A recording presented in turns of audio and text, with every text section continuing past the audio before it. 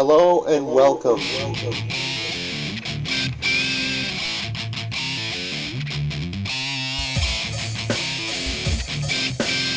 Today we've got something simple for you.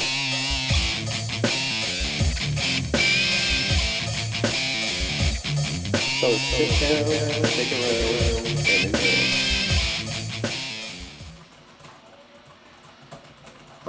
Hello and welcome, guys. Just trying to keep up with the news here on my laptop. Whew! What a busy week it's been already so far for our favorite web slinger Spider-Man. I was going to do an Ask Kev Anything here, and when I went to go actually check out the questions on Ask Kev Anything, I was inundated, flooded, absolutely overwhelmed with questions from fans asking me what I thought about the recent developments in the Spider-Man 4 movie. So I decided, instead of doing the usual Ask Kev Anything, I'm going to do a special Ask Kev Anything Spider-Man 4 edition. So, yeah. Find out what I think about what's going on. So, sit down, stick around, and enjoy. Alright, so a lot of things have been going on with Spider-Man 4, so let's get right to it. Everything was just hunky-dory and fine in the world of Spider-Man as of Sunday. On January 10th, we finally got some kind of a, well, I guess it's like confirmation that, yeah, Spider-Man 4 was going, and we actually had a villain. We had the Vulture. Now, talk to you a little bit about the Vulture here. The Vulture, who else? Chameleon and Moreland, people. These three villains especially. There are some other ones like Typeface and all those other villains, but like probably the two major of the main villains, the Vulture and of course Chameleon. These two villains I really never found that would ever make any kind of a good villain for any Spider-Man movies. I just don't think there's enough depth to them, there's enough anything to them in order to make them good villains. I just can't see them transcend onto the silver screen. But lo and behold, we get news that the Vulture is coming. So I was like, whatever, Vulture. Eh. But then I found out John Malkovich, yes, John Malkovich was going to play the role of the Vulture. He had accepted, he was interested in the role, he was going to be the Vulture, which is absolutely cool. I love John Malkovich. The guy is in shitloads of movies, and he is absolutely awesome. And even in a movie like Con Air, the guy is just awesome.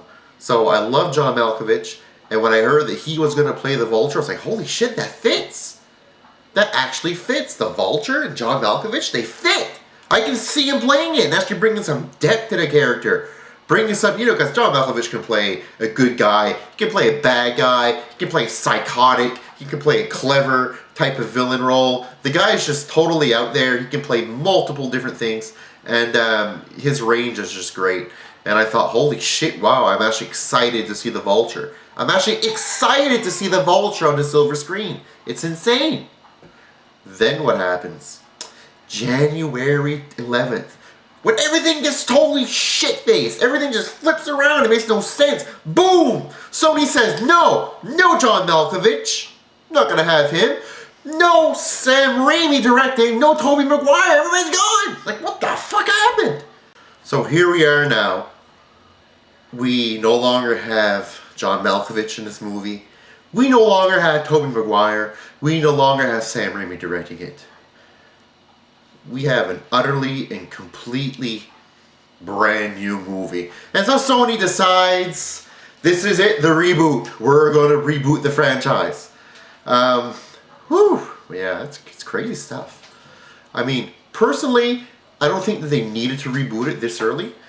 In this movie, John Malkovich, it actually, it kind of excited me. Like, yeah, that'd be cool. But no, the great powers of Sony decided, you know what? Screw it. We want to do it our way. We want to do it with our script. Do what we want to do, and that's that. And that's pretty much what they're doing. So they're getting rid of him. They're bringing in, who is it again? James Vanderbilt to do the script. Yeah, the guy that did Darkness Falls. The guy that did Zodiac.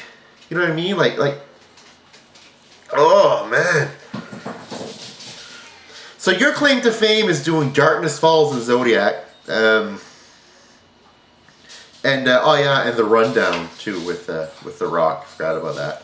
Writing these things is your claim to fame, and now you're going to come and take aboard one of the biggest superhero franchises ever. Come on.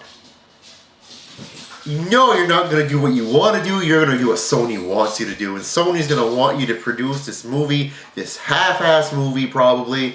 I hope it's not like this, but God knows they did it before. They're going to make you produce this half-ass movie, kind of like a Fox, where they're going to just throw in a bunch of people and say, look, we just want to make a movie, we just want to keep the rights. We want to keep the rights to the Spider-Man franchise. We don't want to lose them. We don't want to lose them back to Marvel. So we got to produce a movie.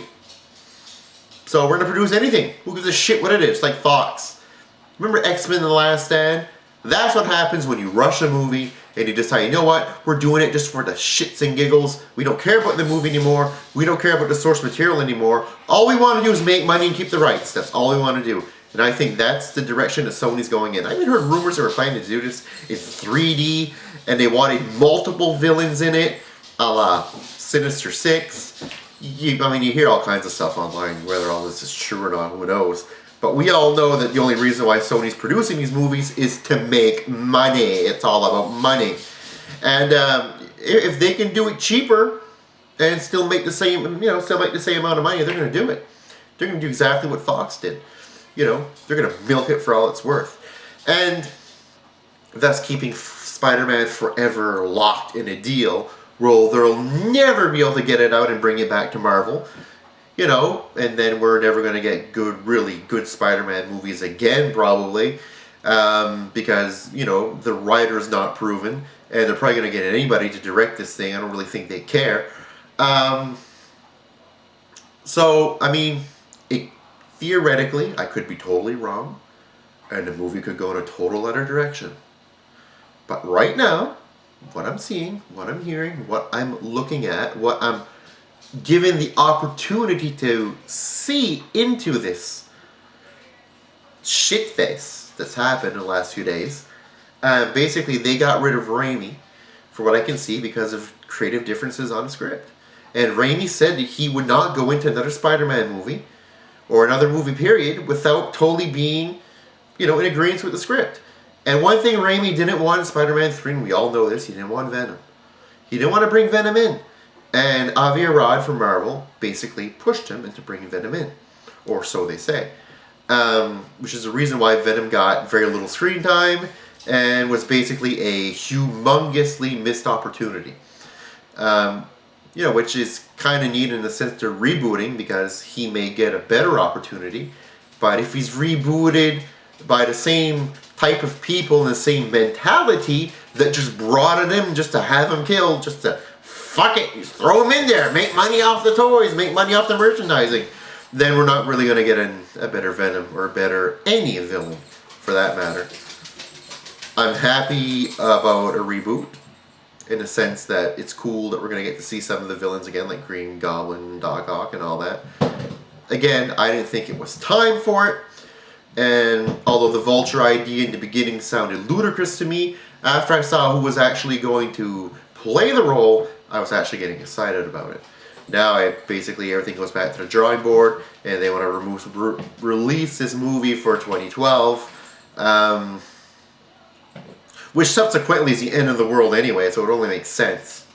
As the Mayans have told me, I've been on the phone with the Mayans recently, and they do have telephones down in the temples. It's not well known, but they do.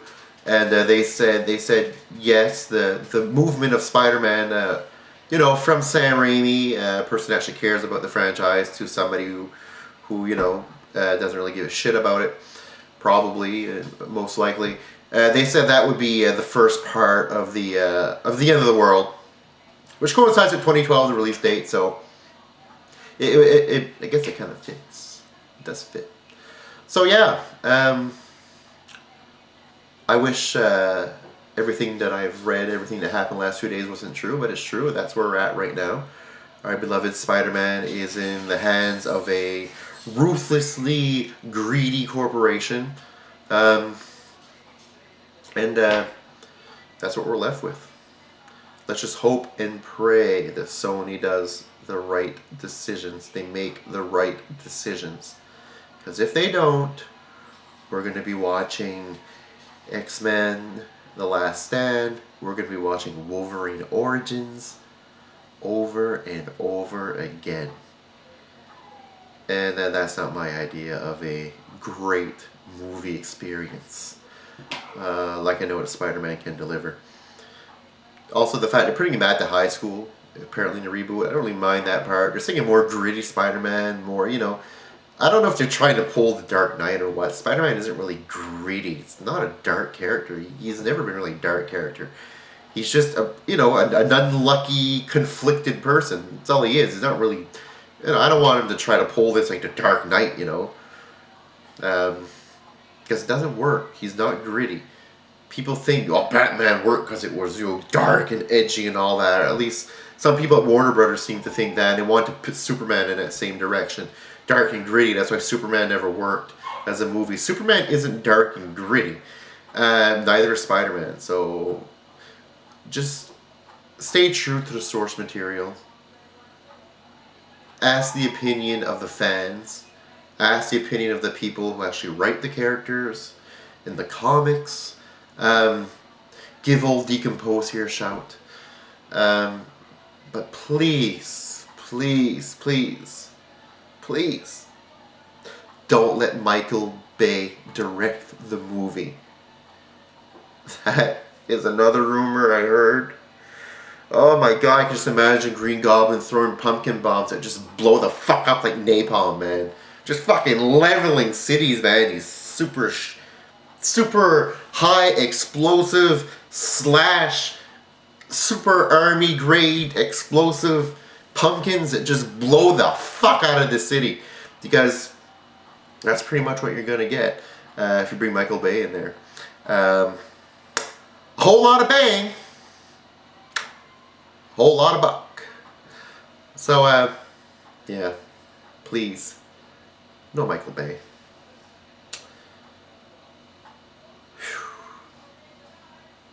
Actually, another thing I want to mention.